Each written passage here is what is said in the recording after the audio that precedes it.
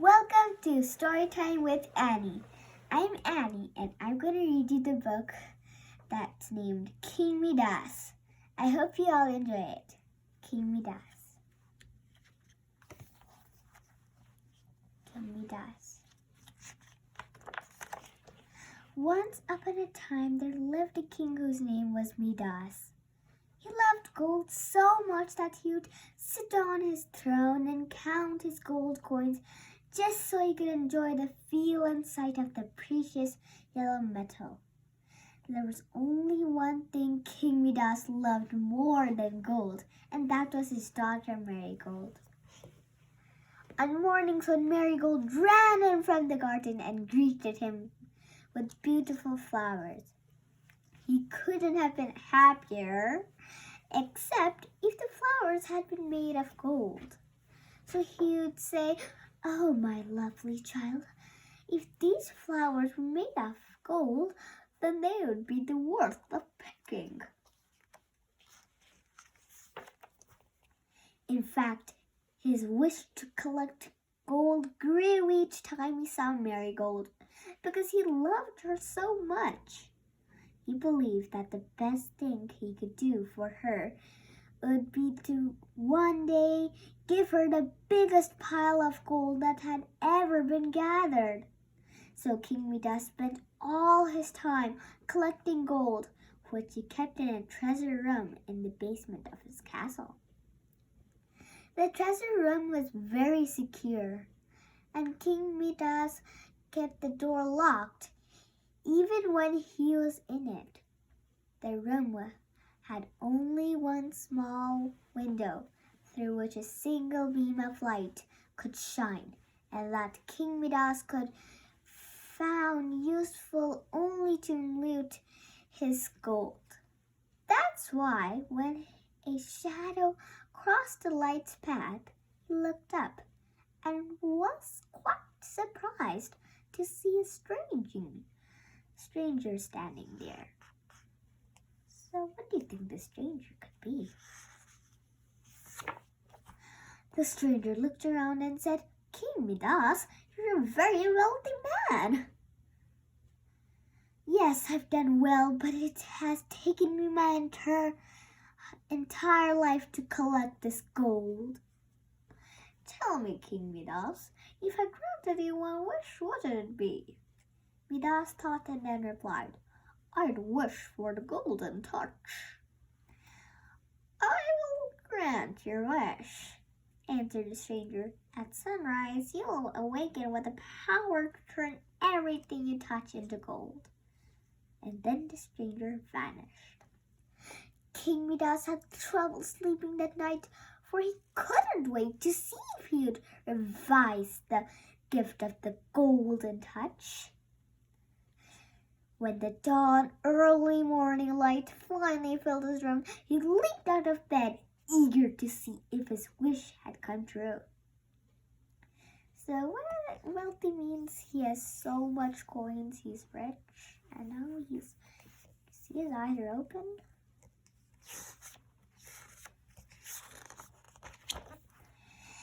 He walked around his bedroom, touching whatever was in his path, and each time, whatever he touched, his nightstand, bedpost, curtains, chairs, all turned to gold. Look at that. The stranger had indeed given him the golden touch. He felt such immense joy. Excited by his newfound power and the prospect of the incredible wealth, King Midas left his royal chamber, determined to transform as much of the castle as possible into gold. And he descended the great staircase, the steps under his feet transmuted, and the balustrade sparkled yellow under his touch. Kingdoms usually are golden, so thinks he's doing the wealthy one. But what do you think might happen next? He stepped out of his magnificent garden, where in the earlier days he had planted hundreds of flowers, for before his love of gold, the king had loved flowers dearly. He went from bush to bush, making sure that he touched each flower, believing he was transforming them into something even more beautiful than ordinary flowers. King Midas realized then how hungry he was, and that his daughter would soon be joining him for breakfast. He went inside, ready to fill his hungry belly and enjoy his daughter's surprise at the new golden flowers. So he's saying surprise, but she's not happy. Marigold, sad. What could be the next problem? But instead, when Marigold, who was usually very happy, entered the room, she looked very sad. She showed her father the big quid she had picked for him that morning. Then, Father, look at what has happened to the flowers. They no longer have scent, and the petals aren't soft and colorful. She began to cry. But my little dear, replied the king, this single golden flower is worth 1,000,000 ordinary flowers, and it will never wilt and wither away. I don't care about that, Father. It's not a real flower, sobbed Marigold. She seemed sad. King Midas was ashamed to tell his daughter that he had been the one to transform the flowers. He felt very bad for having caused his daughter such disappointment.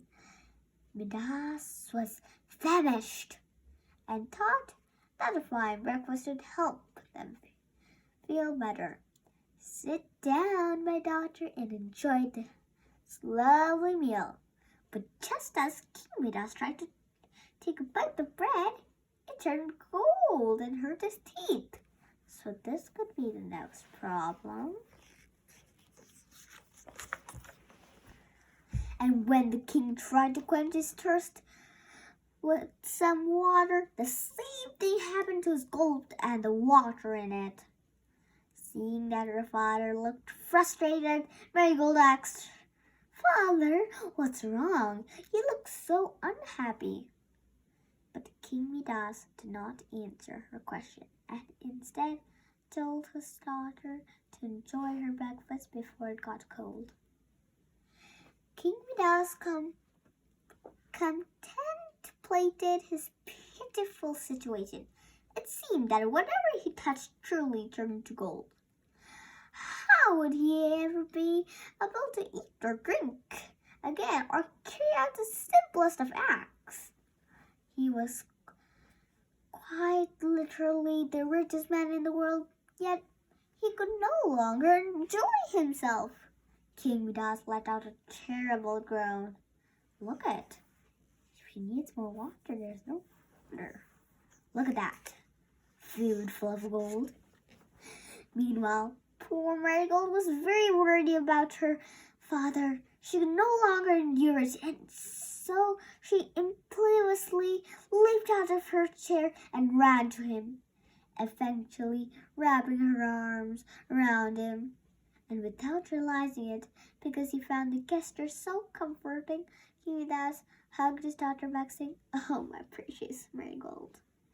But Marigold didn't answer. What do you think might happen?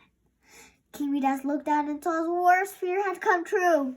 He accidentally turned a sweet Marigold into gold. And there she stood, now a golden statue with a look of worry and love apparently hardened onto her face. That's the next problem. Who do you think might fix it?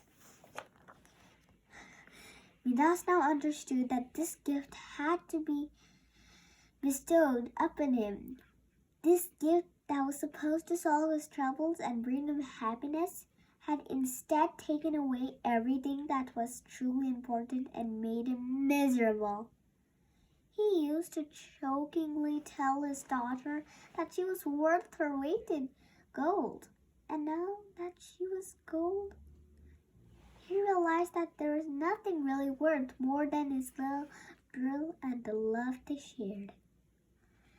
As he stood over her, regretting his greed and wondering if there was any way that he could fix everything, he suddenly noticed there was someone in the room. It was the stranger who had given him the golden touch. "Hello, Midas. Are you pleased with your gift I gave you?" asked the stranger. Midas, who was filled with sorrow, replied, "No, I'm miserable. I have realized that gold is not everything, and that I have lost all that I really care for."